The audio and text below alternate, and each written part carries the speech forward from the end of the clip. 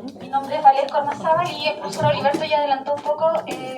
Soy bioquímico, soy doctor en ciencias y en particular yo soy bioquímico de esta universidad, por lo tanto soy bioquímico clínico. Me gusta mucho el área de la salud, así que estoy disponible para resolver sus dudas. No hablo tan fuerte como el profesor Oliverto, así que uso micrófono para poder mitigar esa debilidad.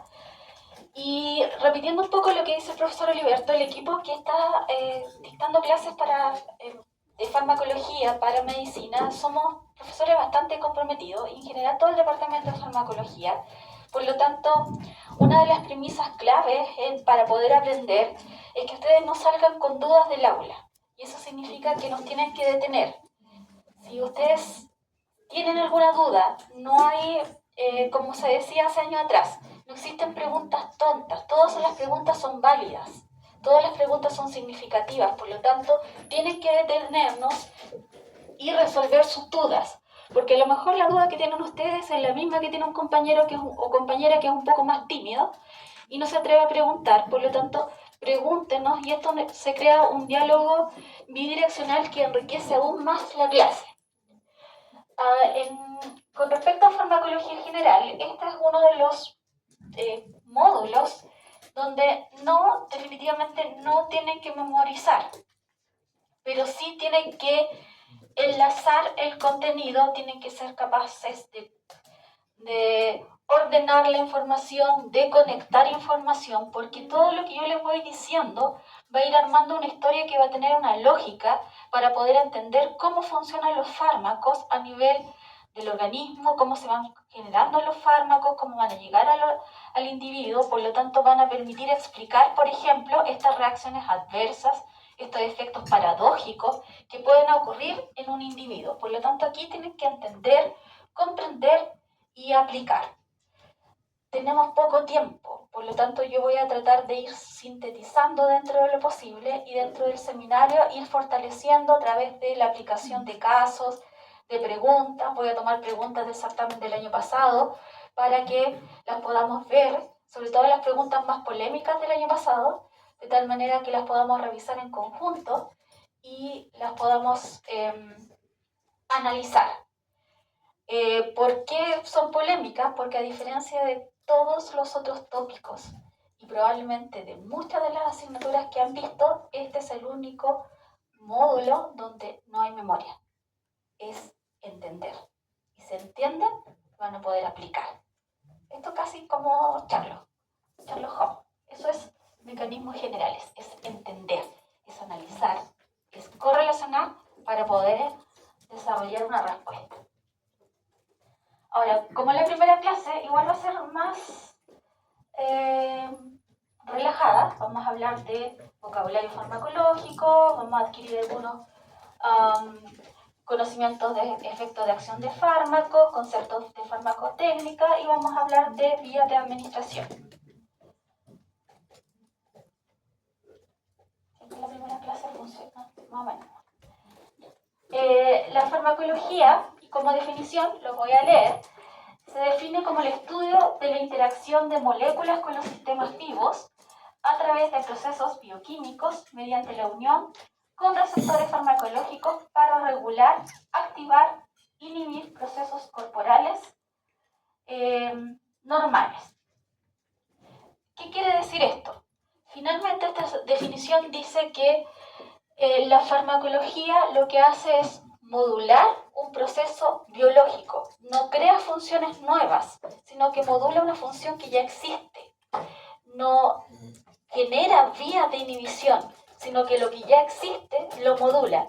Es una molécula que va a interaccionar probablemente con un receptor, con una molécula que está dentro de la célula para generar cambios bioquímicos. Y esos cambios bioquímicos van a generar alteraciones en funciones biológicas.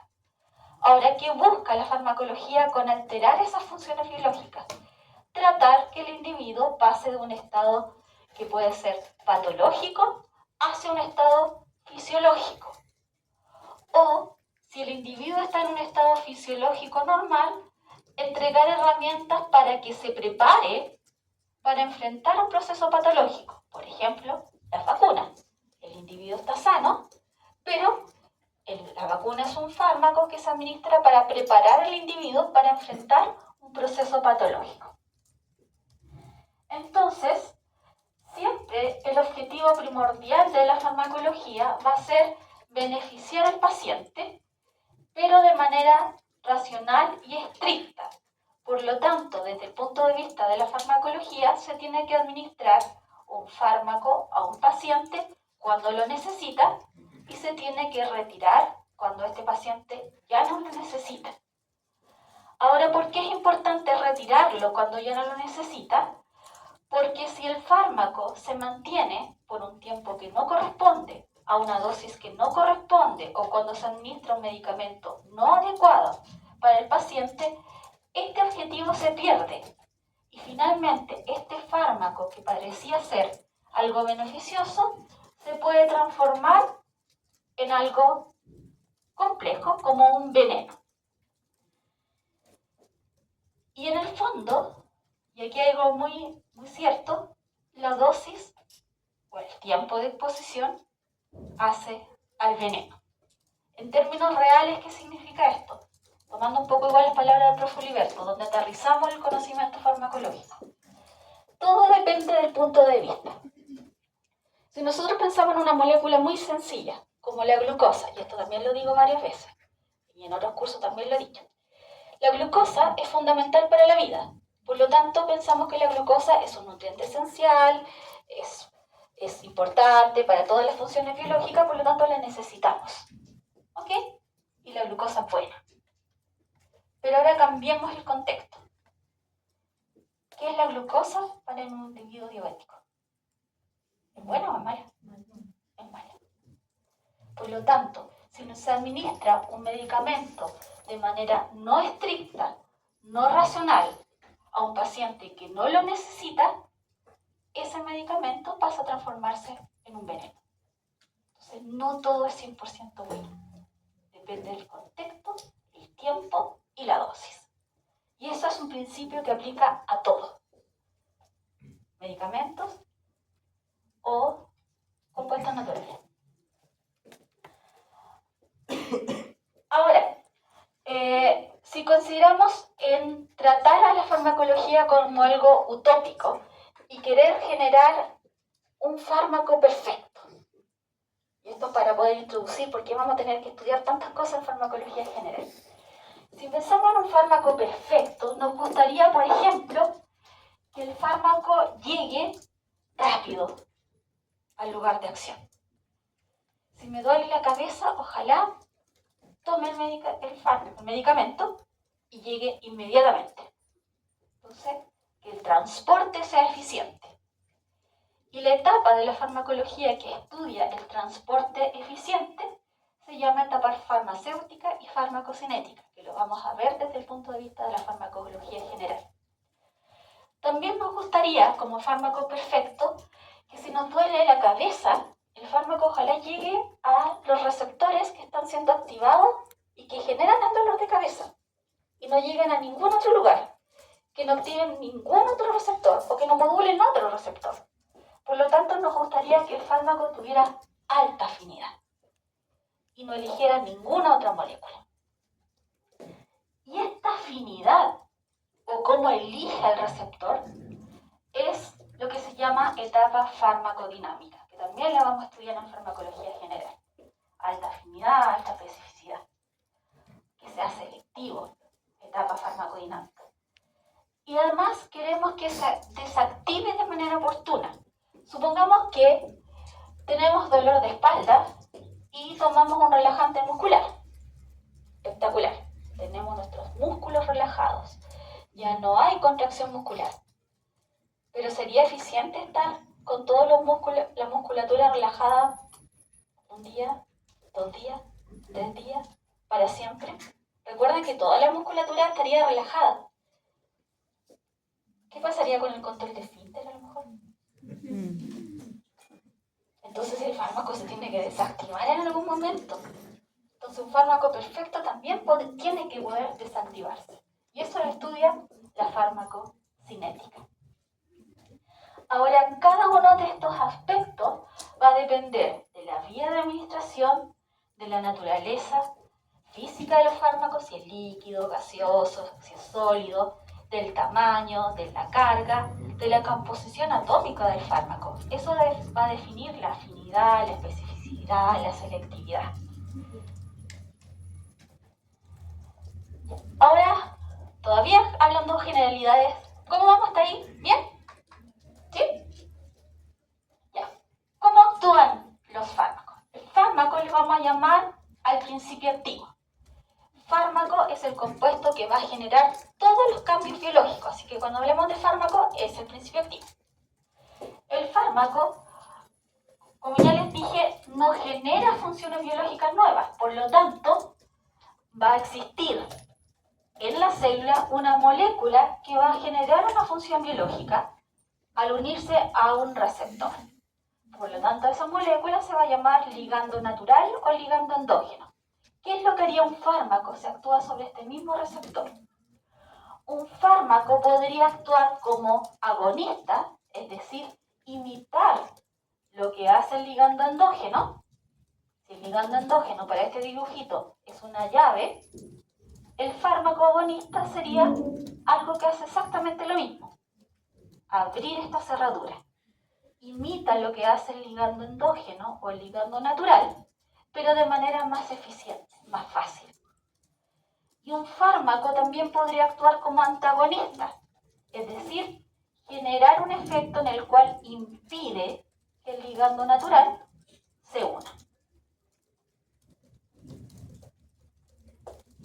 Entonces, cuando nosotros definimos cómo puede actuar un fármaco puede actuar como agonista, imitando una función existente, pero haciéndolo mucho más eficiente, o como antagonista, bloqueando la función existente, para que el ligando natural no pueda actuar. Ahora, ¿cómo interactúa con este receptor? A través de la formación de enlaces. Estos enlaces pueden ser covalentes, electrostáticos, hidrófobos. Ahora, ¿cómo forma estos enlaces? Va a depender del tamaño, de la carga, de la forma, de la composición atómica. Y la formación de estos enlaces va a permitir definir si el fármaco es selectivo o específico, y esa formación de enlaces va a permitir definir la afinidad del fármaco por su receptor. Ahora, de acuerdo, retomemos un poco lo que aprendieron en química en el pasado. Si no quisieran hacer un fármaco, ustedes tuvieran que sintetizar una molécula de fármaco. Dijimos varias cosas del fármaco, que ojalá llegue rápido, pero ojalá que sea selectivo. ¿Por qué pensamos en un fármaco selectivo? Para que no genere efectos adversos. Mientras más selectivo es un fármaco, va a actuar con el receptor farmacológico o con la molécula que nosotros queremos y no con otras. Ya. Si ustedes quieren hacer un fármaco selectivo y pudiesen construir estas moléculas, ¿qué tipo de enlace les gustaría formar entre el receptor y el fármaco? Enlaces covalentes, electrostáticos, hidrófobos, para que sea selectivo.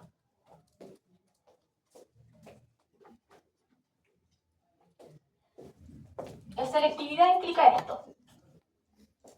Aquí está la molécula de fármaco y aquí van a ver receptores. Perdón.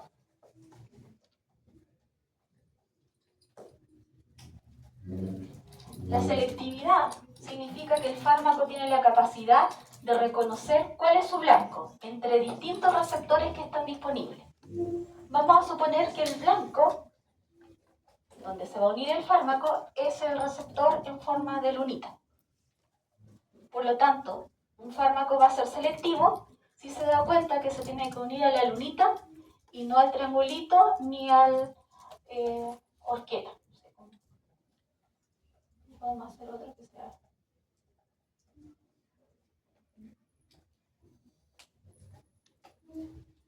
¿Qué enlaces creen ustedes que formarían para hacerlo mucho más selectivo?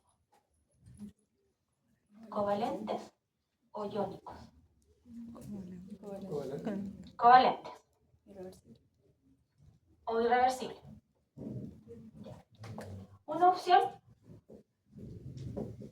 covalentes o irreversibles.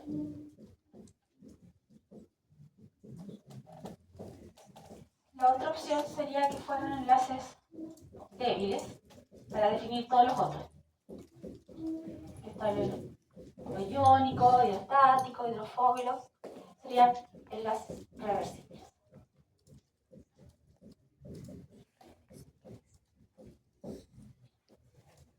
Ya. Lo covalente, porque dicen ustedes, se va a unir y no se va a soltar nunca más. ¿Sí? Ya. Ahora vamos a salir de los receptores y vamos a hacer un ejemplo de la vida real. Para saber, vamos a hablar de selectividad. ¿Ok? Vamos a dividir a aquellos que son adictos al chocolate. También ocupo el mismo ejemplo siempre.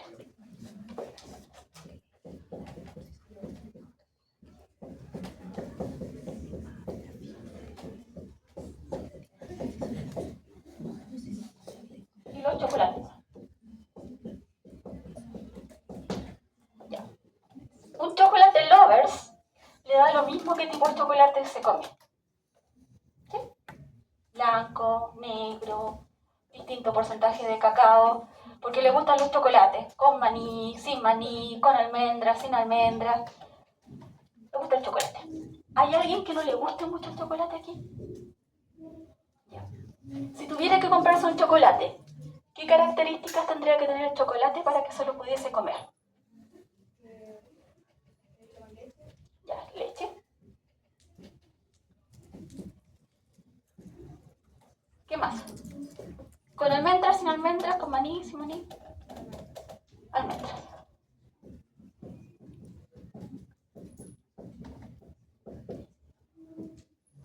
Color. Ya, chocolate negro. No, en realidad es cacao 50%, más o menos. 50% cacao. ¿Pasas? Sí, gracias.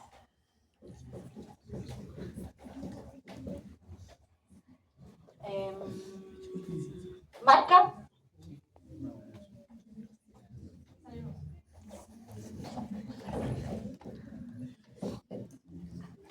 Ok. Ahora, vamos allá. Los chocolates lovers, el enlace, si lo definimos como enlace, ¿qué tipo de enlace tienen? ¿Un enlace débil o fuerte? Fuerte. Sería covalente, ¿no es cierto?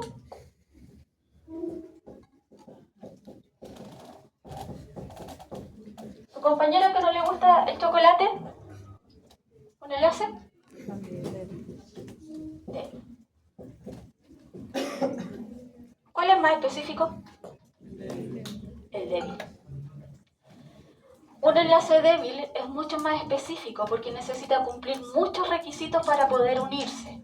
Eso significa que para que un fármaco sea selectivo, necesita formar muchos enlaces débiles para poder reconocer a su blanco. Cuando se forma la cantidad de enlaces débiles perfectos, recién se va a unir a su blanco. Y mientras más el número de enlaces débiles que se forma, va a definir la afinidad. Y esta afinidad va a dar origen a un número. Por lo tanto, se pueden comparar afinidades, que son las constantes. Y desde el punto de vista de la farmacología se hablan de constantes de disociación, al revés.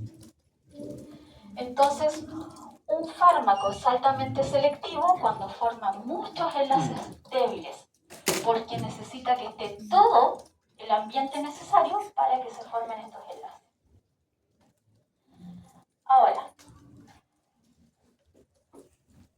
además, cuando hay una interacción fármaco-receptor, los enlaces son importantes para poder seleccionar, pero también las imágenes especulares, es decir, una molécula química va a cambiar la afinidad, es decir, el número de enlaces que forma, si la molécula son estereoisómeros que son diferentes. Eso significa que un fármaco, por ejemplo, en el caso del cardevilol, que es un fármaco que se utiliza como antihipertensivo, se va a unir a los receptores adrenérgicos para bloquear la señal. Pero lamentablemente en el proceso de síntesis se generan imágenes especulares y el cardavilol se une tanto a receptores alfa como a receptores beta y se une con afinidades distintas. ¿Por qué se une con afinidades distintas? Porque forman enlaces diferentes al unirse al receptor alfa o unirse al receptor beta. Ahora, afortunadamente para este fármaco, la unión al receptor alfa como al receptor beta genera un efecto sumatorio, es decir, permite bajar la presión arterial. Pero en otras ocasiones, cuando un fármaco tiene imágenes especulares diferentes en el proceso de síntesis, este fármaco se puede unir a un receptor, que sería el blanco terapéutico para el cual fue sintetizado o preparado este fármaco, pero se podría unir también a otro receptor, que tal vez es desconocido. Y eso da origen a que se genere un efecto 1, que puede ser el efecto terapéutico, pero al unirse al otro receptor genera un efecto 2, y ese efecto 2 puede ser el efecto adverso. Entonces, cómo los fármacos interaccionan con los receptores puede dar origen a los efectos adversos y explica el hecho de que la selectividad no es tan selectiva entre los fármacos, porque basta que se cambien un poquito los enlaces y el fármaco ya no es tan selectivo. Los fármacos en general son un poquito promiscuos, entonces no se unen al único receptor para el cual fueron preparados. Y esa es la razón por qué existen efectos adversos, dentro de otras muchas razones. Esta es la primaria. Ahora, vamos a hablar de este esquema que es bien interesante y entretenido, porque el fármaco en general está pensado para ser administrado a un paciente y generar un efecto terapéutico deseado. Pero ya vimos que si se une a otro receptor, porque también puede formar enlaces con un receptor que no necesariamente es el deseado, va a generar efectos secundarios. Y estos efectos secundarios los podemos dividir en efectos adversos a medicamentos, los podemos dividir en efectos pleiotrópicos o no previstos. Entonces, un fármaco puede generar este efecto terapéutico, el efecto adverso medicamento, el cual ocurre a las dosis terapéuticas. Las RAM, las reacciones adversas al medicamento, ocurren a dosis terapéuticas y los llamados efectos pleiotrópicos. Que también estos efectos dependen un poco de a quién le administramos el fármaco. Voy a ir a este punto. Primero, los efectos no deseados. Para esto, también voy a repetir un ejemplo que siempre lo doy porque es muy bueno. Y vamos a hablar de un fármaco que se llama Sulpilan.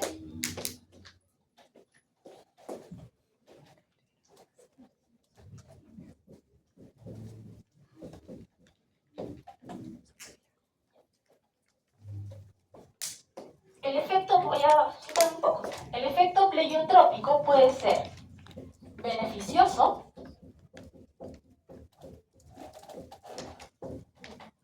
soportable,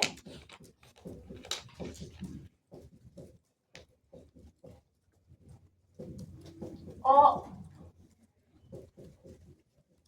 dañino, entre comillas, pero no pasa a ser una reacción adversa, el efecto pleiotrópico. Y aquí voy a ir al ejemplo del Sulpilan.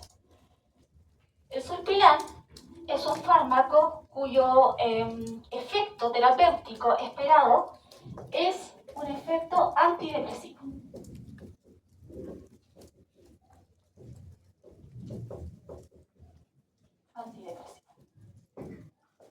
Pero como efecto no deseado, es decir, no deseado el efecto terapéutico, se generaban otros efectos que eran ginecomastia, que es crecimiento de las glándulas mamarias, y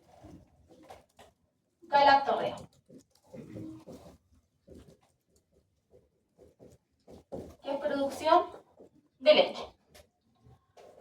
Es un efecto pleiotrópico, que puede ser beneficioso, soportable o dañino. Ahora, esta definición de beneficioso, soportable o dañino depende.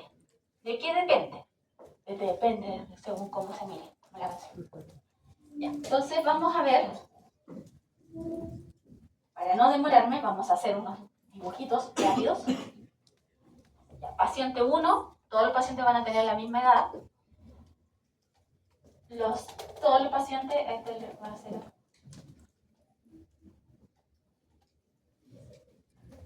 Y paciente 3.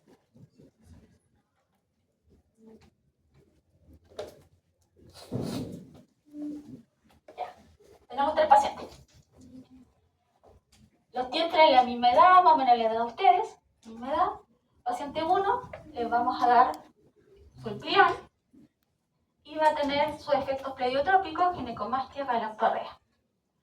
Paciente 2 es un varón, le vamos a dar sulpiram, tiene los efectos pleiotrópicos, ginecomastia, galactorrea. Paciente 3, misma edad, pero está en periodo de lactancia, le vamos a dar sulpiram antidepresivo y va a tener ginecomastia, galactorrea. Y ahora vamos a definir aquí si es beneficioso, soportable, dañino. Para la paciente 1, el efecto pleiotrópico, que sería este que está aquí.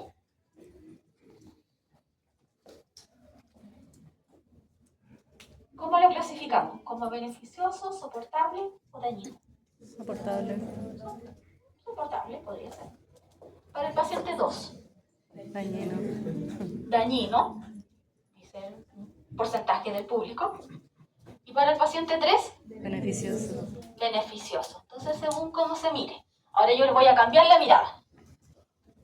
Supongamos que la depresión que tiene esta niña se debe a que tiene mucho glándulas mamarias. Y más encima le dan este medicamento. ¿Cómo sería?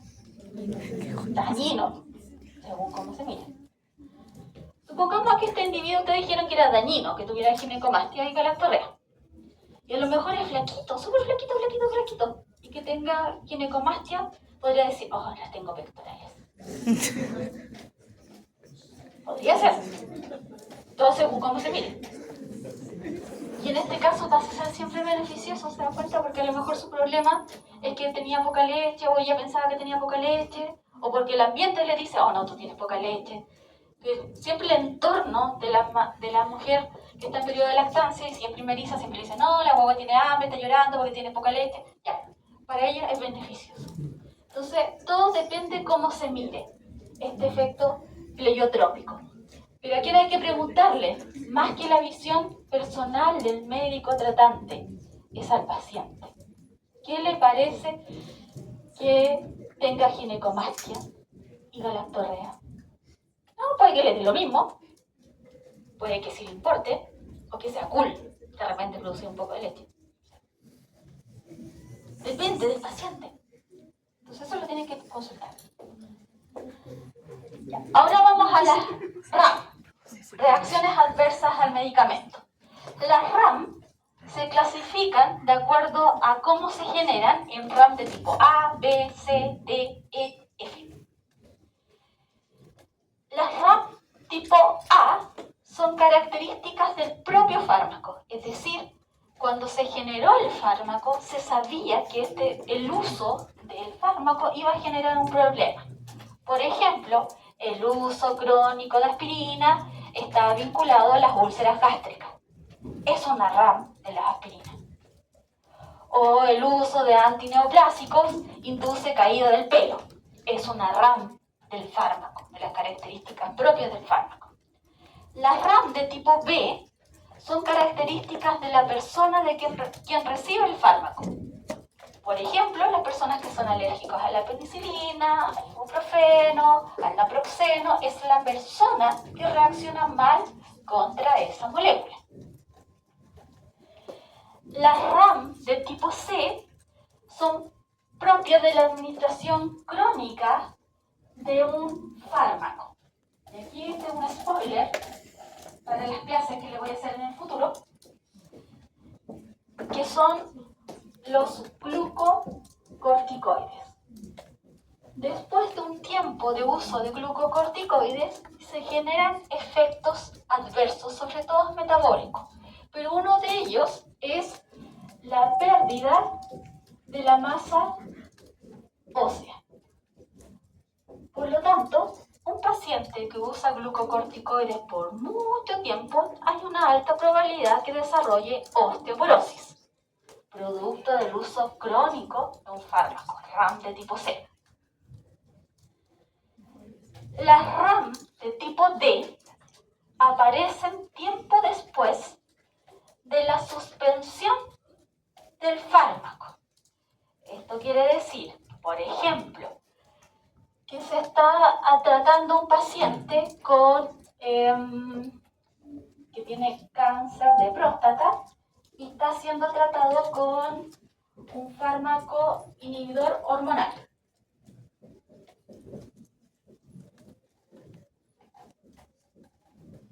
Uno que se usa se llama decapeptyl.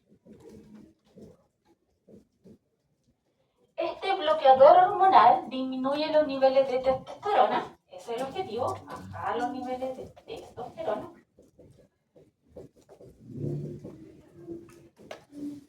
Lo logra y reduce el tamaño tumoral, pero después de un tiempo, el paciente desarrolla una pérdida de la masa ósea y tiene osteoporosis, porque disminuye demasiado los niveles de testosterona. Eso genera un incremento después de un tiempo de los niveles de estrógenos, una disminución del desequilibrio hormonal, no tiene nada que ver con lo otro. Disminuye los niveles de estrógeno igual porque disminuyen todas las hormonas y se produce una pérdida de la masa ósea. RAM de tipo E.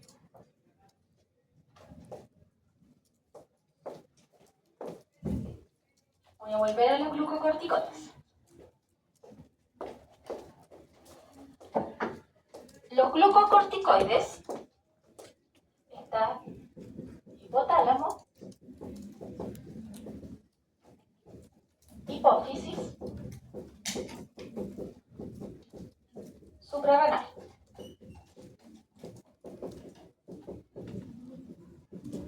Y la glándula suprarrenal produce glucocorticoides. Y esto es un eje de retroalimentación positiva. Pero también, si aumentan los niveles de glucocorticoides, independientes si son por vía endógena o porque son administrados por vía exógena como fármaco, esto produce un eje de retroalimentación negativa. Por lo tanto, mientras una persona esté consumiendo glucocorticoides, el eje hormonal va a estar inhibido. ¿Qué pasa si esta persona que ha estado recibiendo glucocorticoides de forma constante y de repente dice, he decidido no tomar más glucocorticoides? Este eje está siendo inhibido. Los glucocorticoides regulan muchos procesos biológicos. Dentro de ellos, por ejemplo, la presión arterial. Entonces esta persona deja de tomar glucocorticoides. El eje está inhibido. La presión arterial de este paciente baja y se desmaya. Entonces llega a urgencias por un desmayo, le toman la presión arterial, la presión está baja y diagnóstico hipocortisolismo. Piensan que tiene algún tipo de tumor, enfermedad de Addison y no, solamente dejó de usar glucocorticoides de forma brusca. Otro ejemplo son los pacientes que están tomando terapia antidepresiva. No pueden jamás en la vida dejar en forma brusca el tratamiento, porque si no tienen una crisis que es peor que la que inició el tratamiento. Entonces, estos fármacos se tienen que disminuir sus dosis lentamente hasta eliminarlos completamente, para evitar una RAM. Y finalmente están las RAM de tipo F, que son producto de los excipientes. Yo les dije que un fármaco se llama el principio activo, el que genera los efectos biológicos. Pero lo que se administra a un paciente se llama medicamento. Oye, entonces, fármaco igual al principio activo. Pero lo que se administra a un paciente se llama medicamento.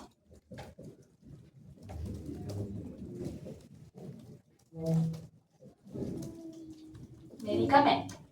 ¿Cuál es la diferencia entre el fármaco y el medicamento? Dirán ustedes. Es que el fármaco, cuando se le agregan excipientes, que son moléculas para poder estabilizarlos, para mejorar el sabor, para preservarlos, se transforman en un medicamento, que es lo que se administra al paciente. Ahora preguntarán, ¿por qué no se llama remedio? Si todos los pacientes dicen, tómate el remedio, y ustedes le dicen, tómese sus remedios. Yo le estoy diciendo que se llama medicamento. Y además hay un dicho que dice, el remedio cura la enfermedad.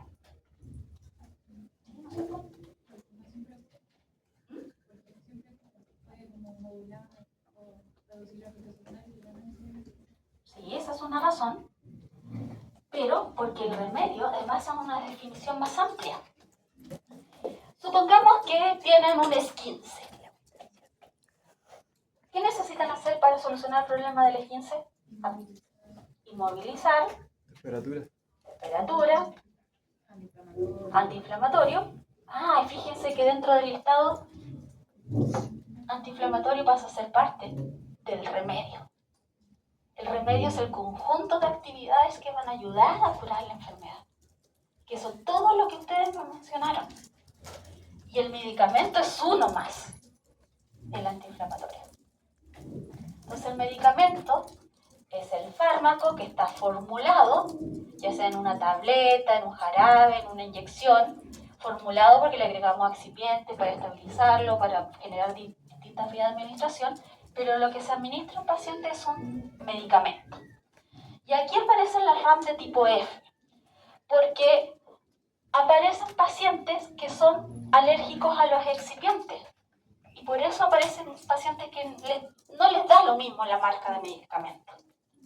Hay algunos pacientes que necesitan comprar la marca original porque el alternativo, que si bien es más barato, no lo pueden tomar porque le genera un efecto negativo. Por ejemplo, mi hija toman un medicamento y tienen que tomar el original, que me sale re caro. Compré el alternativo, que está aprobado científicamente que funciona igual, y a mi hija les pica la lengua. Me dice, no, es que me pica la lengua. Y le veo la lengua así, en realidad está gordita y rosada. Le da alergia a la lengua. Entonces dije, solución, trágatelo de una vez. Porque la diferencia en precio era bastante. Dije, hija, trágatelo de una vez. Entonces, mamá, me estás haciendo bullying. Dije, hija, yo le estoy preparando para la vida. Le dije, si la mamá soporta hacer bullying de la mamá, soportarás todos los bullying. Ya, bueno, no recetó. Así que tengo que comprar el original porque es alérgica a los excipientes. Nada que hacer. Entonces ahí aparece la RAM de tipo F, alérgica a los excipientes. Ya. Esto también es interesante. Cuando se administran, lo que se administra, recuerda, es medicamentos. Cuando se administran medicamentos, las personas tienen distintos efectos. Está el efecto terapéutico, están las RAM, están los efectos que ya le pusimos como pleiotrópicos, pero están también unos efectos que les vamos a llamar efectos placebos. Y estos efectos placebos se dividen en dos, en el placebo propiamente tal y en uno que se llama nocebo. ¿Por qué es importante saber que existe esto? Porque se cree que el 60% de los efectos de un fármaco son efectos placebos, clasificados acá o allá, pero son efectos placebos. El efecto placebo propiamente tal es atribuirle propiedades positivas a un fármaco cuando a la fecha o hasta ese momento no se han demostrado que tienen esos efectos. El efecto nocebo es atribuirle propiedades negativas a un fármaco cuando no se ha demostrado a la fecha que tengan esos efectos negativos. Entonces, vamos a ver dos ejemplos. El primero es, también lo cuento siempre, pero que bueno. Este es el ejemplo de la vida real de una amiga, tenía a su hija que tenía que presentar en prekinder, hacer una presentación, y la hija era súper tímida. Entonces no quería hablar en público, casi no se le escuchaba la voz en el jardín, entonces le dijo, mamá, ¿sabes qué? Necesito que me compres un remedio para poder presentar. Entonces mi amiga me dice, oye, ¿sabes qué? Mi hija quiere que le compre un remedio para poder presentar. ¿Y habrá algún remedio para la timidez? Psicólogo. Entonces le dije, cómprale vitamina C. La vitamina C no se ha probado que soluciona el problema de la timidez, ni de hablar en público, ni nada, pero le dije, cómprale vitamina C. Y en la mañana, dale una vitamina C. Entonces le dices, con esta pastilla vas a solucionar todos tus problemas. Ya, le dio la vitamina C en la mañana, la niña presentó, lo hizo súper bien. Y solucionó su problema. Eso porque se lo tomó con fe. Cuando sus abuelos le dicen, tómatelo con fe, y ustedes se los toman con fe y se les pasa todo, ¿sí o no? El efecto placebo es confiar que lo que están consumiendo va a generar el efecto que ustedes quieren. Y resulta, porque confían en que va a resultar. Ahora vamos a otro ejemplo. Probablemente muchos han escuchado que dicen que para que no te duele el estómago, sobre todo en fiestas patrias, donde comemos mucho, tómense un omeprazol y no les va a doler el estómago.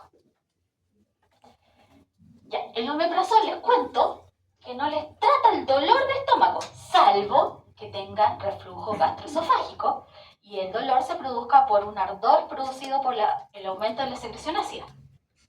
Pero si es otro tipo de dolor, no funciona. Pero más alguno tiene que haberse tomado un omeprazol con fe y no les duele el estómago. Antes, o cuando les dolía, se tomaban, no, tómate un omeprazol y se les pasó. Pudieron comer choripanes, más empanadas y más asado. Ese es otro ejemplo de efecto placebo. Ya. Y el efecto nocebo, esto lo van a ver mucho también ustedes en la práctica clínica, es que ustedes administran un medicamento y el paciente le diga, no, ¿sabes qué, doctora, desde que estoy tomando esta pastilla me estoy sintiendo mal. Y de hecho he subido de peso. Usted dice, ¿pero cuánto ha subido? No, ha subido como 4 kilos. Usted dice, pero si lleva 2 días nomás tomando medicamento. Dice, pero lleva 2 días. No, sí que de esos 2 días que tomo el medicamento tengo una hambre que me vuelvo loca. Ya. Efecto nocebo. Atribuirle propiedades negativas al medicamento cuando no se han demostrado. Ahora, igual con el efecto nocebo tienen que tener precaución, porque resulta que los medicamentos son probados en Estados Unidos, en Europa y no en Chile. Por ende, puede ocurrir lo siguiente. Que supongamos que ustedes estén recetando el medicamento, el que le dijo la señora. Le vamos a poner el medicamento A. Y la señora le dijo que lleva 2 días tomando el medicamento y su efecto es hambre. Su rol es anotarlo igual. Aunque no le crean, aunque ustedes estén dudando porque lleva 2 días, no. Tiene hambre. Pero supongamos que la siguiente semana viene otra persona que le vamos a decir y le dice que está tomando el medicamento A y le cuenta que desde que está tomando el medicamento A tiene mucha hambre. Después tiene hambre. Y ya van con el paciente infinito y resulta que tiene hambre. Ya este efecto nocebo no pasa a ser un efecto nocebo, es un efecto que ustedes tienen que notificar. Y pasa a tener que ser notificado y dentro de la página web del ISP hay un formulario que dice que ustedes tienen que notificar las reacciones adversas a medicamento porque esto pasa a ser una reacción adversa a medicamento. Ya sale del nocebo porque no es algo incidental, sino que es algo sintomático. Entonces los nocebos que pueden ser raros, igual lo notan porque después puede ser una constante. Imagínense, en 2 días subió 4 kilos. No es menor. Entonces lo van a notar. ¿Cómo vamos hasta ahí? ¿Se va entendiendo? Sí.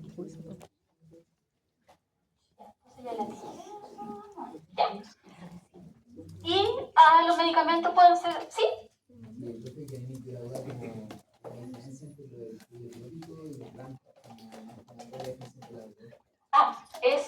La diferencia es que una RAM es un efecto negativo siempre.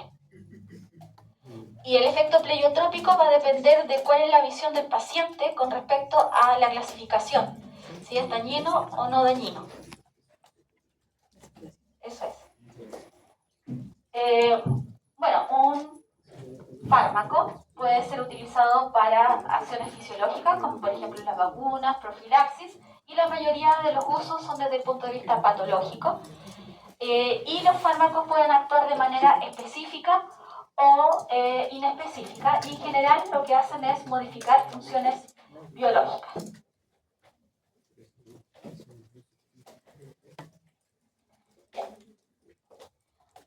La mayoría de los fármacos actúan sobre moléculas dentro de la célula, pero hay excepciones. Y estas excepciones son los fármacos que actúan de manera inespecífica.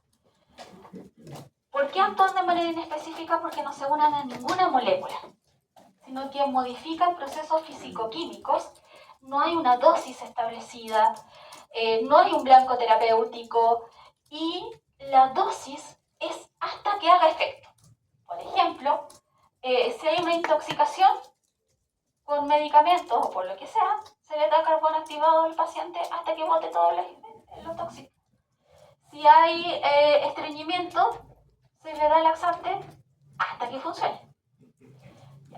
Uno de los laxantes famosos es la lactulosa, que es un laxante osmódico y que el médico le dice, es un jarabe, tómese una cucharada y espere. Espere, no pasó nada. Entonces usted le dice, el médico le va a decir, tómese 2, tómese 3, tómese 4 y espere. Se puede tomar el frasco completo, no hay una dosis, hasta que ocurra el efecto. ¿Y qué es lo que hace? Simplemente atrapar moléculas de agua en las deposiciones para que éstas salgan con mayor facilidad. No hay un blanco terapéutico en el sentido de una molécula biológica, sino que atrapa moléculas de agua. Las sales de magnesio, que son utilizadas como antiácidos, lo que hacen es una reacción ácido-base.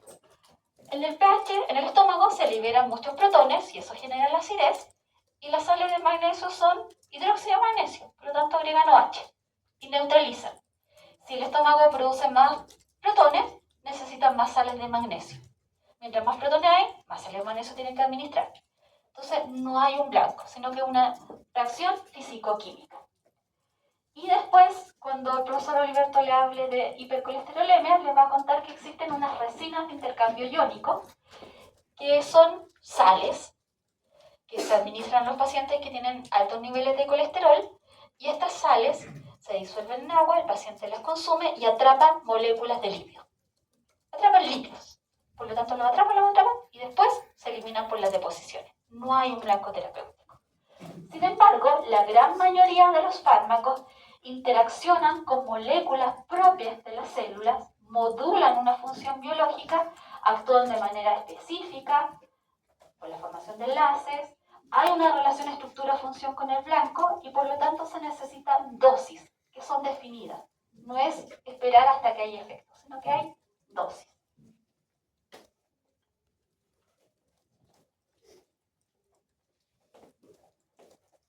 ¿Estamos con la hora? Hoy día no vamos a hacer un break de por medio, pero lo voy a dejar salir antes. La próxima clase vamos a hacer un break de por medio.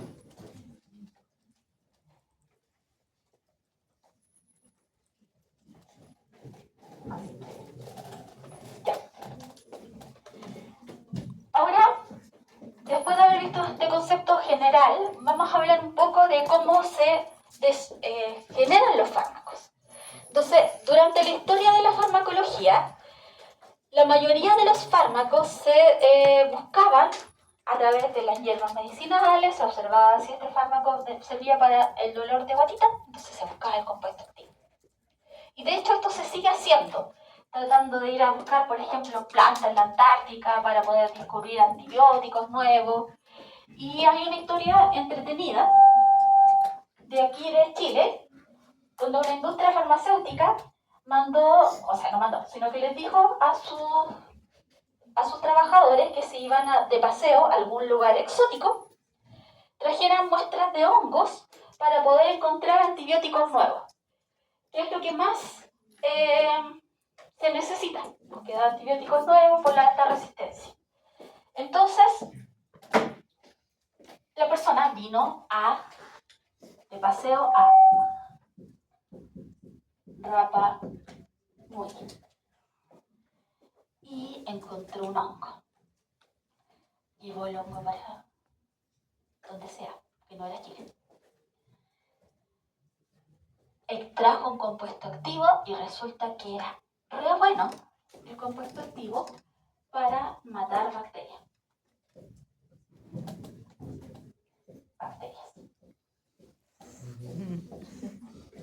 Entonces dijeron, ajá, tenemos un excelente antibiótico. Pero la gracia de los antibióticos es que mate bacterias, pero no mate células eucariontes. Ahora, como el honguito, el compuesto activo, salió de Rapa Nui, el compuesto se llama Rapa, de Rapa Nui, y como el antibiótico se llama rapamicina.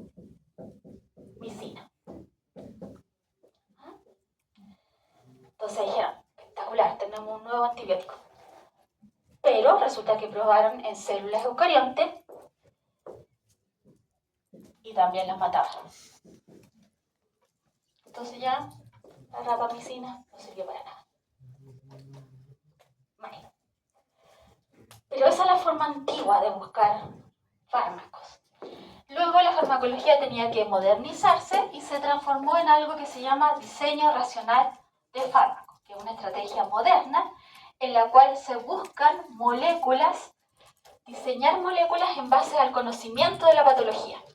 Sé cuál es la patología, tengo que saber qué está mal en esa patología, cuál es la molécula clave y luego diseño un fármaco. Entonces, busco el blanco terapéutico, diseño una molécula, hago un análisis estructural, bioquímico, computacional, para poder encontrar la molécula perfecta que tenga los enlaces adecuados para poder generar esta molécula nueva. Entonces, se basa en el diseño molecular, se basa en la búsqueda de un blanco conocido, se basa en un modelamiento computacional, hay una mayor probabilidad de éxito y varios fármacos se han desarrollado generando esta estrategia. Probablemente no entendieron nada de esto, pero les voy a mostrar un ejemplo. Ya. La base es que haya quedado. Entonces, para que se pueda entender, vamos a un ejemplo real. Ya. Existe una patología que se llama leucemia mieloide crónica. Cáncer de la sangre. Conozco la patología. Luego busco la causa. La causa de esta patología es una translocación cromosómica que ocurre entre el cromosoma 9 y el 22. Ahora, ¿cuál es el blanco?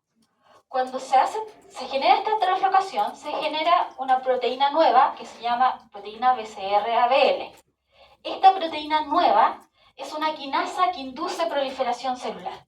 Por lo tanto, ese es mi blanco.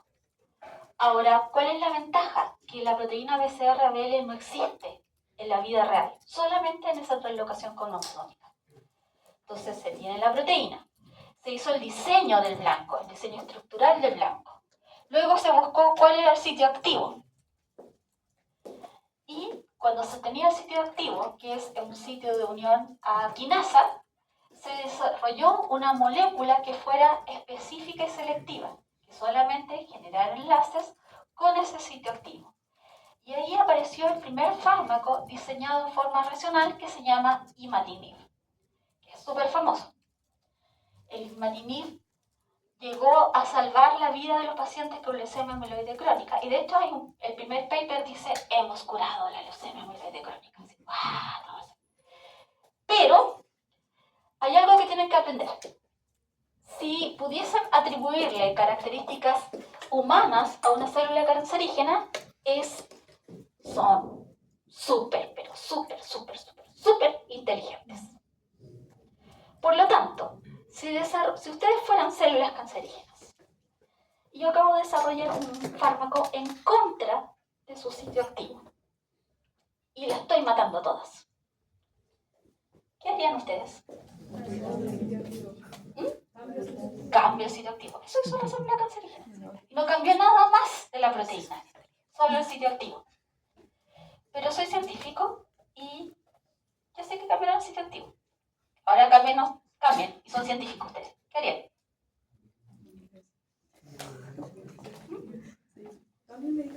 Acuérdense que cómo se cambian los enlaces o cómo podemos... Puedo generar enantiómeros, puedo cambiar un enlace. Recuerden que las interacciones son basadas en enlaces, por lo tanto, tomaron la molécula de imatinib, generaron enantiómeros, modificaron un poquito un enlace y ahora hay imatinib, desatinib, nilotinib, gosotubib, panatinib y hay 89 moléculas distintas para cada una de las posibles mutaciones que podría generar esta proteína BCR-ABL. Y eso es diseño racional. Conozco al enemigo, por lo tanto, voy a generar una molécula específica para el enemigo. ¿Cuál es la ventaja de esto?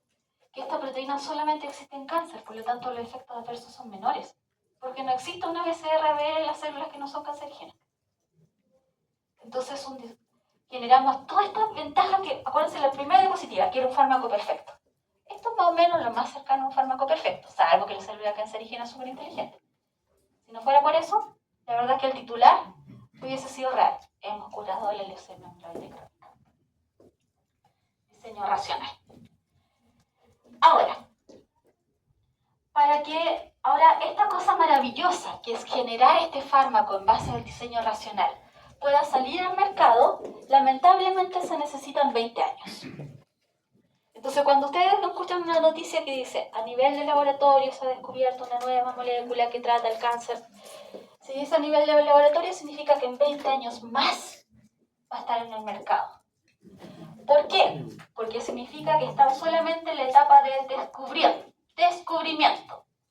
Y eso significa que encontraron una molécula, pero esas moléculas la tienen que mejorar.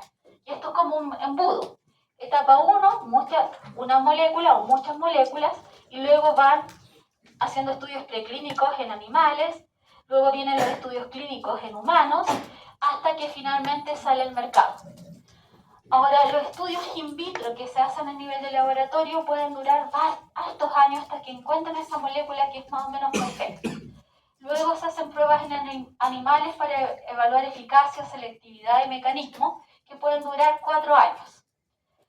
Esto es, una vez que las pruebas en animales resultan ser positivas, se envían todos los documentos a las agencias reguladoras de fármacos, FDA en Estados Unidos, EMA en Europa, para que puedan ser aprobados estos resultados y se inicien los estudios en humanos. Y los estudios en humanos se dividen en estudios de fase 1, fase 2, fase 3. Cuando se terminan los estudios de fase 3, nuevamente viene un análisis de los resultados para que sean aprobados por las agencias reguladoras y aparece la fase 4, que es la etapa de farmacovigilancia, que es para toda la vida del fármaco, es decir, a medida que el fármaco sale al mercado se tiene que ir reportando la aparición de nuevos efectos adversos que no fueron detectados aquí y ahí. Ahora, cada etapa tiene su objetivo. Por ejemplo, en fase 1 se recluta a individuos sanos. Entre 20 a 100 sujetos sanos, absolutamente sanos, a los cuales se le administra el fármaco en un ambiente controlado y se evalúa si el fármaco es tóxico o no tóxico. Si el fármaco no es tóxico, pasa a estudios de fase 2.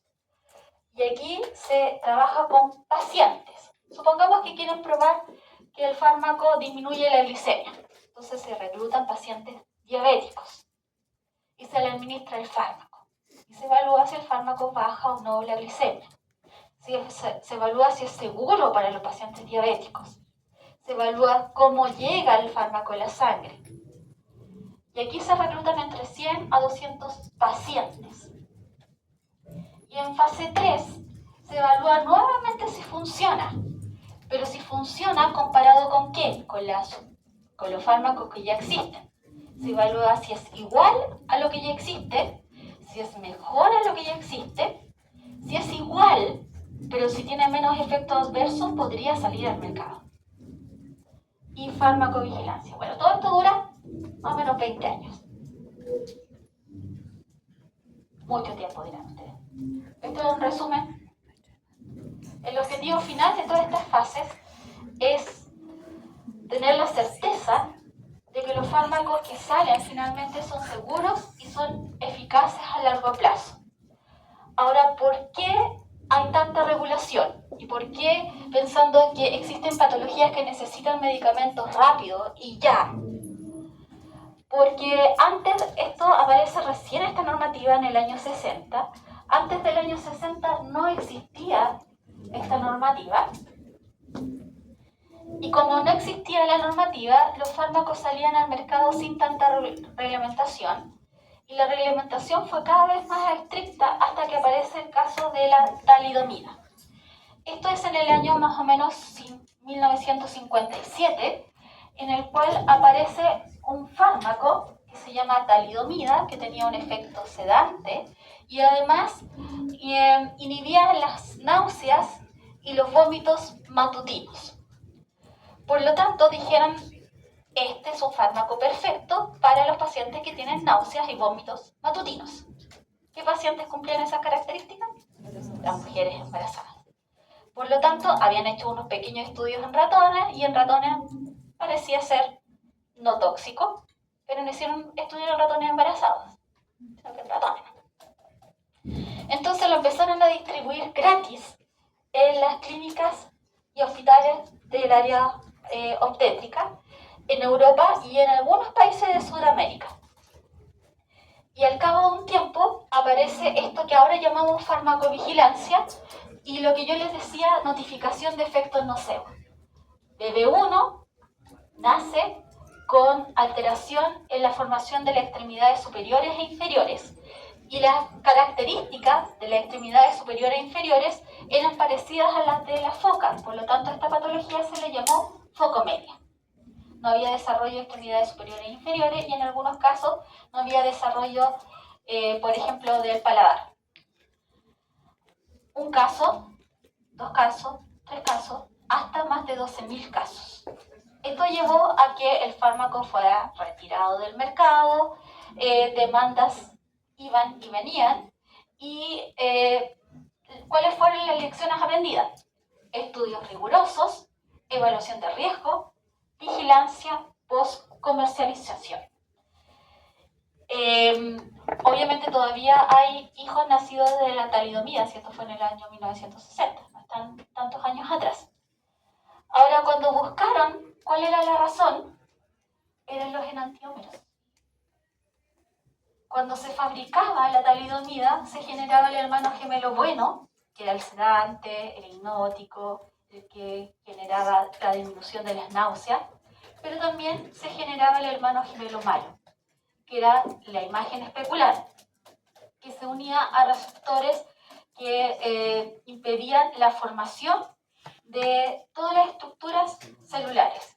Y la gravedad de los casos era dependiente de qué tan temprano iniciaban el uso de talidomida durante el embarazo. Entonces, mientras más temprano, todo esto ocurría en el primer trimestre, mientras más temprano iniciaban el uso del fármaco, mayores eran los efectos. Por lo tanto, los enantiómeros, que es un enlace que cambia, puede generar grandes efectos. Por eso yo le decía, afortunadamente el carvedilol no generaba ningún problema. Ahora, entonces, todos los países tienen sus regulaciones, ya vimos el flujo, desarrollo de fármacos, aprobación internacional FDA y EMA, FDA de Estados Unidos, EMA en la Unión Europea. En Chile también es uno de los países de Sudamérica que tiene una política súper estricta para el ingreso de nuevos fármacos. Pero los fármacos fueron todos aprobados por la FDA o la EMA, aún así Chile tiene su propio registro, por lo tanto va a solicitar todos los papeles que entregaron a la EMA, a la FDA, un fármaco nuevo. Se hace una solicitud de registro sanitario, nuevamente se hace un análisis de evaluación de seguridad, eficacia y calidad para luego aprobar y generar un registro sanitario de ese fármaco, el que quiera ingresar al país. Entonces, no todos los fármacos entran al país. Ahora, esto lleva a que se pueda importar un fármaco y, entre comillas, más que fabricar, es maquilar, que es ponerlo dentro de los sachets. Esto lleva a la distribución en farmacia y cuando lleva al público puede ser dividido en venta del medicamento sin receta o con receta. Y dentro de la receta está la receta simple, que el paciente va a la farmacia, compra el medicamento, le devuelven la receta. Receta retenida, va a la farmacia y la farmacia le queda con la receta. Recetas cheque, que son estas recetas que tienen algunos medicamentos y algunos médicos, y es particularmente para fármacos psicotrópicos. No todos los médicos pueden entregar recetas cheque. Y está la receta electrónica que se implementó sobre todo en pandemia, donde el médico tiene que pedir una autorización al ISP para poder generar este tipo de receta. Ahora, independiente de que haber pasado por cada una de estas regulaciones, en Chile también está el sistema de farmacovigilancia, que es el que les mencionaba, donde cada uno de los profesionales de la salud están llamados a hacer estos reportes. Obviamente no van a reportar un solo caso, salvo que el caso sea súper grave, se reporta. Pero en general se acumulan casos para que haya una evidencia más significativa.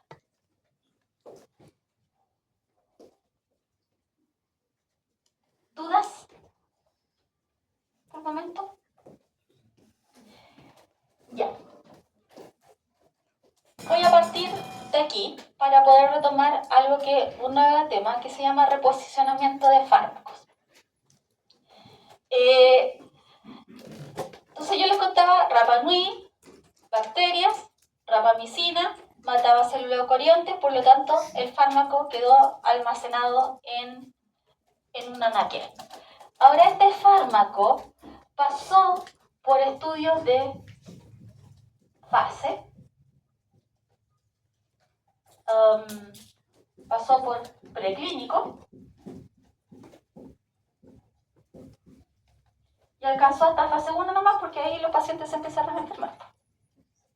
Entonces, y ya en estudios de preclínico habían demostrado que se mataba células eucariontes, pero igual, como no se morían los ratones, los dejaban pasar a fase 1. Y aquí los pacientes empezaron a tener efectos tóxicos, entonces llegaron hasta aquí, fase 1. Pero aparece un nuevo concepto que se llama reposicionamiento de fármaco. Este fármaco había llegado a una etapa intermedia, donde se demostraba que tenía alguna gracia.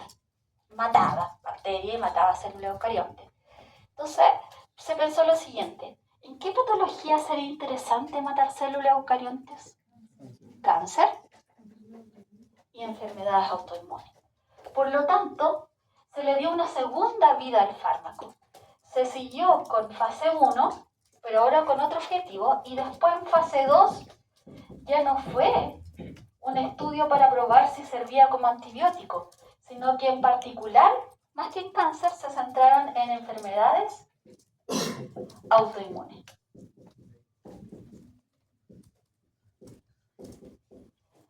Y a este concepto, donde ya no se inicia desde el estudio in vitro, sino que se toma un fármaco y se le da un segundo uso o una segunda vida, se llama reposicionamiento de fármacos.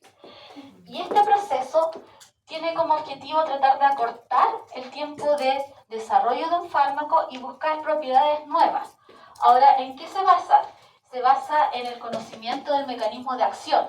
Si, por ejemplo, conozco que el fármaco inhibe vías inflamatorias, si el fármaco se utiliza para la enfermedad inflamatoria intestinal, a lo mejor se puede utilizar para la artritis reumatoidea, porque son vías comunes. Se basa en análisis de redes biológicas y multiómicas a nivel computacional. A lo mejor conozco a qué otros blancos se podría unir el fármaco y le podría dar una segunda oportunidad. Ese fármaco ya está en el mercado, entonces no parto del inicio, sino que parto desde estudios de fase 2 para probar si sirve para la nueva enfermedad. también se utilizan observaciones clínicas de efectos inesperados y esto permite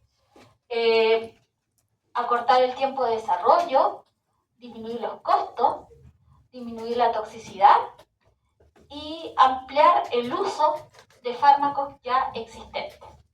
Esto para que se entienda un poco más voy a ir a ejemplos.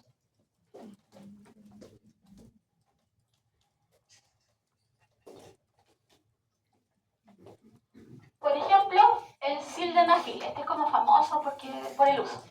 El sildenafil es un fármaco que se desarrolló para el tratamiento de la angina de pecho, una enfermedad cardiovascular.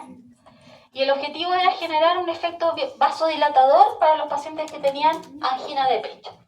Cuando estaba en los estudios de fase 2 y empezaron a reportar los efectos, dentro de los efectos pleiotrópicos, que ni siquiera eran RAM, se podía clasificar como RAM, aparecía este otro efecto. Y resulta que finalmente el fármaco fue mucho más efectivo para el tratamiento de la disfunción eréctil que para el tratamiento de la angina. Entonces el estudio no partió desde el inicio, sino que desde fase 2 en adelante, y ya no se probaba para la angina, sino que para la disfunción eréctil. Eso fue una observación clínica en el proceso de probar que funcionara para la angina. La famosa talidomida, que no, talidomida nunca más porque es re mala. Resulta que la talidomida, esto fue un hecho incidental. Estaba en un país con muy pocos recursos económicos, un grupo de médicos tratando a los pacientes que tenían lepra. Entonces ya no les quedaban más medicamentos que utilizar. Los pacientes se quejaban de dolor, había muchas heridas, entonces ya no sabían cómo tratar a los pacientes. Y lo único que les quedaban eran muestras de talidomida que les habían regalado. Y como los pacientes no estaban embarazados, la talidomida generaba sedación, les dieron talidomida. Curiosamente, el tratamiento con talidomida permitió el tratamiento del eritema nodoso que generaba la lepra y todas las llagas empezaron a disminuir. Pero fue un hecho incidental, o sea, buscaban tratar de sedar a los pacientes para que tuvieran menos dolor, pero finalmente terminaron tratando la enfermedad. Después se buscó cuál era el mecanismo de acción, pero talidomida ahora se utiliza para el tratamiento de la lepra y se utiliza también para el tratamiento del mieloma múltiple. El itraconazol, clásico fármaco para el tratamiento de los hongos, sobre todo los hongos de pies. Resulta que ahora se puede tratar para el tratamiento del cáncer de próstata. Curioso. Altamente curioso. Pero que resulta que dentro de la vía de síntesis de testosterona, parte de la testosterona se sintetiza en la suprarrenal. Y curiosamente, se hizo un análisis bioinformático y se dieron cuenta que para inhibir la síntesis de testosterona, la molécula de itraconazol es capaz de inhibir a la enzima 1,4-alfa de amilasa, que es la que sintetiza testosterona por la suprarrenal. Entonces se les da una segunda vida a los fármacos a través del concepto de reposicionamiento de fármacos. Ya, y hasta aquí vamos a quedar. Nos vemos el miércoles, pero con una sala con menos calor que esta. Esperamos.